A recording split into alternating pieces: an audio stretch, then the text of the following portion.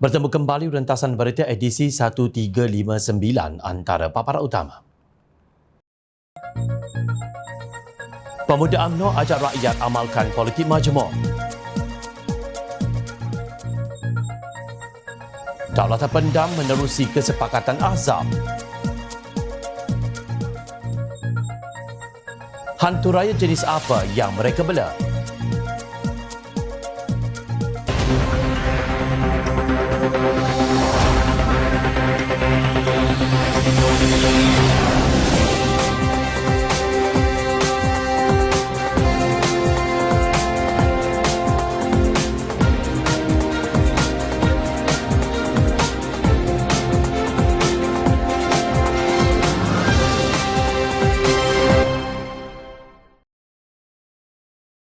Assalamualaikum dan salam sejahtera.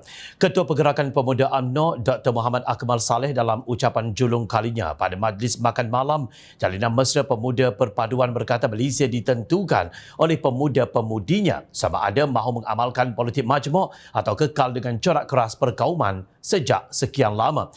Katanya anak muda Malaysia perlu menetapkan pendirian untuk bersama membina kekuatan bersama sebagai bangsa yang bersatu dan tidak lagi bertelagah demi kemajuan masa depan. Lapor Suara Keadilan. Orang muda ini tidak boleh lagi mengikut dengan membuta tulis sahaja. Sebab itu hari ini saya rasa gemuruh sebab saya rasa kita telah mencatat sejarah negara pertama kali. Tidak pernah difikirkan Ketua Pemuda UMNO berada dalam satu pimpinan saf bersama Ketua Pemuda DAP, Amanah dan Keadilan. Tetapi inilah yang terjadi. Bila Allah tetapkan sesuatu pasti ada hikmah di sebaliknya. Sebab itu Malaysia tidak boleh berada dalam kepompong rasisme. Malaysia ini yang mencorakkan dalam 10 tahun akan datang adalah kita. Bagaimana kita nak maju ke depan bergantung kepada kita, katanya. Dia berkata demikian di hadapan pemimpin muda parti-parti dalam Kerajaan Perpaduan di Saujana Hotel Subang baru-baru ini.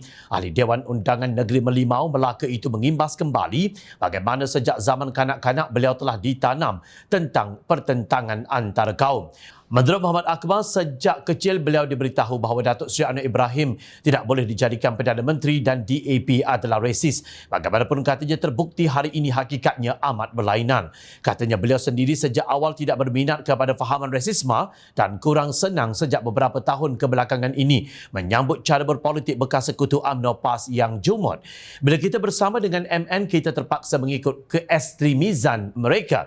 Pertama kali saya tengok sahabat saya pakai ketayap jubah. Saya rasa benda ini bukan jiwa kita, bukan identiti kita. Identiti UMNO selama ini adalah identiti tidak pernah menjadi ekstremis, ujarnya. Justru menurut beliau sejak sebelum menjadi Ketua Pemuda UMNO, beliau sudah merasa kalau kita hendak melihat Malaysia ini berwajah majmuk, maka peluang itu berada di tangan orang muda. Maka kita bila menjadi pemimpin orang muda, kita kena create kita punya cara. Kita kena buat apa yang kita nak buat. Kita tidak boleh ikut apa yang orang lama telah aturkan untuk kita, katanya. Sementara itu, Timbalan Ketua Jawatan Kuasa Eksekutif Kebangsaan Sosialis Pemuda DAP, Yung Safura Osman, turut mengalu-alukan perpaduan dengan UMNO yang selama ini menjadi lawan politik yang sengit. Saya berharap perpaduan kita ini dapat diteruskan, bukan setakat menghadapi PRN, bukan setakat satu penggal ini, tetapi berpenggal-penggal. Ini perpaduan yang kita mahukan sejak lama. Saya yakin dengan komitmen yang kita ada, prinsip kita dan semangat kita akan dapat membawa Malaysia lebih baik. Malaysia di bawah PMX, TPM kita dan di bawah pimpinan kita semua. Saya berharap kita sebagai orang muda kena tunjukkan contoh yang baik dan bersedia bangunkan politik yang matang untuk kita tunjukkan sikap yang positif, yang baik. Kita perlu pastikan politik masa akan datang tidak lagi bermain di sekitar agama sempit, isu lapuk dan sebagainya, kata Sefura seperti dipetik. Tahniah Pemuda UMNO. Sikap ekstrim bermaksud ketaksuban melampau terhadap sesuatu. Contohnya sikap satu puak yang membawa naratif kononnya mereka sahaja yang benar, yang lain adalah salah, sesat, batil atau kufur. Islam membenci golongan ekstremis atau pelampau. Justru marilah kita hayati maksud sebuah hadis yang diriwayatkan oleh Abdullah bin Mas'ud radhiyallahu anhu bahawa Rasulullah sallallahu alaihi wasallam bersabda, musnahlah golongan pelampau, musnahlah golongan pelampau, musnahlah golongan pelampau. Benar, bukan mudah untuk meninggalkan politik jumut yang memasang jerat ekstremisme. Namun untuk mencapai kecemerlangan seiring dengan negara-negara maju, kita harus melakar idea baharu yang memperluaskan tapak demi memperkukuh struktur sosial politik, bukan membakar tapak dan meruntuhkan struktur yang sudah terbina. Sama-samalah kita kukuhkan kemahuan politik untuk terus meraihkan kepelbagaian dalam kerajaan Malaysia Madani. Pelik tapi benar. Tular berita mengenai pertemuan antara Tun Dr. Mahathir Mohamad dan Presiden PAS Tan Sri Abdul Hadi Awang yang dipercayai berlangsung di rumah bekas Perdana Menteri Malaysia ke-7 itu. Berdasarkan gambar, Abdul Hadi kelihatan bersama Naib Presiden PAS Datuk Seri Dr. Ahmad Samsuri Mukhtar, Setiausaha Agung PAS Datuk Seri Taqiyuddin Hassan dan Penolong Setiausaha Agung PAS Pusat Muhammad Syahir Cik Sulaiman. Tujuan pertemuan itu dijelaskan oleh bekas Setiausaha Politik Tun Dr. Mahathir, Datuk Abu Bakar Yahya di Facebook beliau. Katanya Abdul Hadi dan beberapa pemimpin PAS menandatangani menyokong proklamasi bangsa Melayu di hadapan Tun Dr. Mahathir. Abdul Hadi menafikan bahawa sokongannya terhadap proklamasi tersebut adalah bersifat perkauman. Menurut beliau, sokongan tersebut diberikan sebagai kembali kepada prinsip asal perjuangan Islam.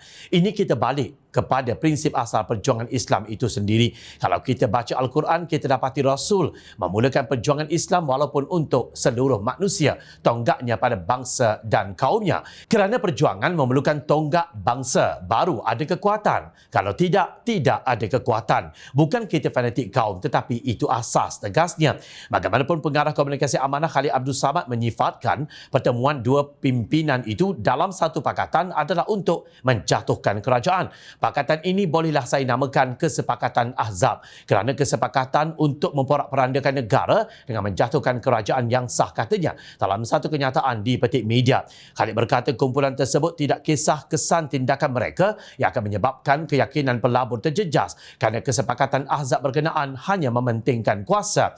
Peperangan Ahzab juga dikenali sebagai Perang Khandak berlaku pada Syawal tahun ke-5 Hijrah, memperlihatkan pengkhianatan puak Yahudi Bani Nazir yang telah diusir oleh Nabi SAW dari bumi Madinah. Laman Facebook PAS ketika mempertahankan tindakan kedua pemimpin tersebut mendakwa kononnya ada pihak yang takut bila pemimpin Melayu berpakat cakna dan perjuangkan nasib orang Melayu. Kaum mana yang sejak sekian abad sanggup terima orang asing untuk menumpang rezeki di tanah air mereka? Kaum mana yang rela berkongsi tanah sehingga orang asing boleh mengutip hasil dan menjadi lebih kaya daripada mereka? Sehingga akhirnya mereka yang datang itu terus menetap di sini dan menjadi rakyat di negara ini. Demikian laman Facebook PAS itu membidas siapa agaknya yang menulis entry jahil ini. Sampai hati penulis ini menganggap kaum Cina dan India yang mungkin keturunannya sudah lebih 100 tahun tinggal di negara ini sebagai orang asing. Untuk maklumat puak yang malas membaca, banyak negara hari ini berkongsi tanah dan rezeki dengan etnik yang tidak berasal dari tanah air mereka. Malah, Perdana Menteri United Kingdom kini dipegang oleh kaum Punjabi, Rishi Sunak yang beragama Hindu. Sementara itu, Humza Yousaf yang beragama Islam pula memegang jawatan sebagai Menteri Pertama Scotland. Kedua mereka merupakan etnik minoriti di United Kingdom yang agama rasmi negara tersebut adalah Kristian. Barack Obama, seorang etnik kulit hitam, pernah menjadi Presiden Amerika Syarikat. Mungkin pada peringkat awal masyarakat kulit putih mengamalkan diskriminasi kaum yang dahsyat. Namun, kesedaran politik yang tinggi menukar pemikiran mereka daripada bigot kepada lebih inklusif. Sudah tentu ada pengajarannya mengapa demikian perancangan Allah Subhanahu Wa Taala di negara yang lebih maju. Namun terbalik pula sikap Tun Dr. Mahathir dan Abdul Hadi. Ketika masyarakat negara maju sedang sibuk mencari titik persamaan demi kebaikan, mereka berdua undur ke belakang, entah ke mana. Bagaimanapun jika benar-benar mahu menguatkan tonggak bangsa dalam keadaan sedang mengundur itu, lawatilah dasar ekonomi baharu dan lihat semula kenapa ia gagal. Naratif kononnya kedudukan Melayu Islam tergugat hanyalah omong-omong politik tanpa makna. Malah sebenarnya yang tergugat adalah pihak yang sedang disiasat oleh penguat kuasa seperti Suruhanjaya, Pencegahan Rasuah Malaysia SPRM, Lembaga Hasil Dalam Negeri LHDN dan Bank Negara Malaysia BNM. Sultan Johor Sultan Ibrahim Iskandar semalam menyuarakan kebimbangan susulan desas-desus berhubung isu kestabilan kerajaan yang terus kedengaran meskipun sudah 6 bulan pilihan raya umum ke-15 PRU15 berlalu. Sultan Ibrahim menitahkan supaya rakyat, ekonomi, kesejahteraan dan kemakmuran negara diberikan perhatian. Rakyat telah menaruh harapan tinggi dalam PRU15 lalu dan telah memberi undi mereka kepada 222 wakil rakyat untuk mengembalikan kestabilan politik negara. Namun sehingga kini, 222 ahli parlimen ini masih tidak dapat bersepakat sehingga ada gerakan yang cuba menggagalkan kestabilan yang sedang dibina. Keadaan sebegini adalah tidak sihat untuk semua lapisan negara kita, baik dari segi ekonomi, sosial maupun kedudukan kita di peringkat antarabangsa. Sudahlah, sampai bila lebih 30 juta rakyat Malaysia hendak menanggung keadaan sebegini? Ekonomi perlu dipulihkan, kesejahteraan dan kemakmuran negara mesti diutamakan. Titah baginda melalui kenyataan yang dimuat naik di Facebook yang dipetik Berita Harian. Dalam masa yang sama, Ahli Majlis Pimpinan Tertinggi Bersatu, Dr. Muhammad Faiz Naaman dilaporkan memberi bayangan gerakan bagi menumbangkan kerajaan perpaduan. Bukan satu spekulasi, malah ia diketahui pimpinan tertinggi dalam kerajaan. Dan dilaporkan turut menyifatkan angka 126 yang dimuat naik dalam satu hantarannya di Facebook kemarin sebagai signifikan sehingga mencetuskan kemarahan penyokong kerajaan perpaduan. Saya kira angka ini signifikan hingga ramai cyber troopers pro kerajaan meroyan di laman Facebook saya. Saya fikir pihak sebelah sana, yakni kerajaan perpaduan pun tahu kebenarannya, katanya di petik media.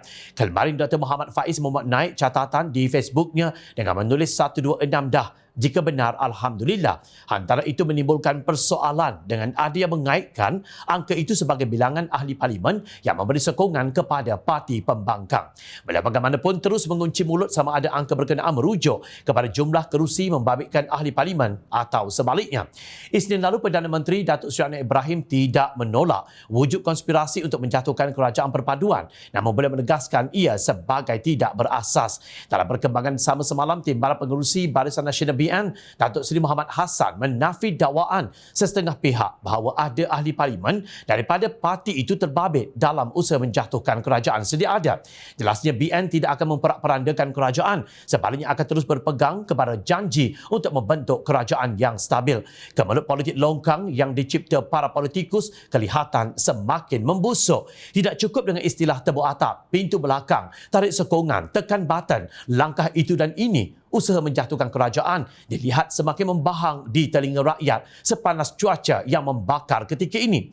Sampai bila keadaan seperti ini akan terus membelenggu rakyat jelata? Orang politik sudah tiada kerja lainkah kecuali menggila dengan jawatan dan kedudukan?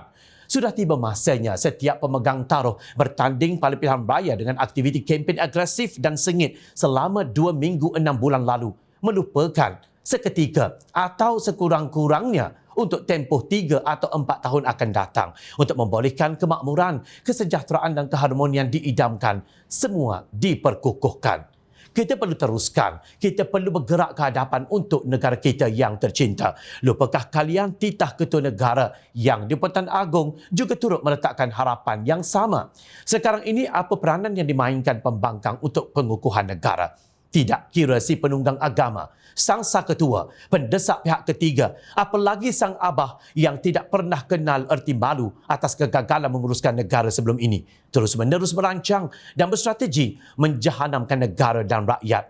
Mereka semua kelihatannya masih belum puas melihat derita rakyat dan masih membilang butir tasbih kegilaan kuasa dengan berzikir menggunakan ratib Melayu dan Islam yang kononnya tidak terbela walaupun mandat telah diberikan secara sah melalui peti undi. Kadang-kadang terfikir juga kita rakyat jelata ini, hantu raya jenis apa yang mereka bela sehingga tak reti nak merasa cukup.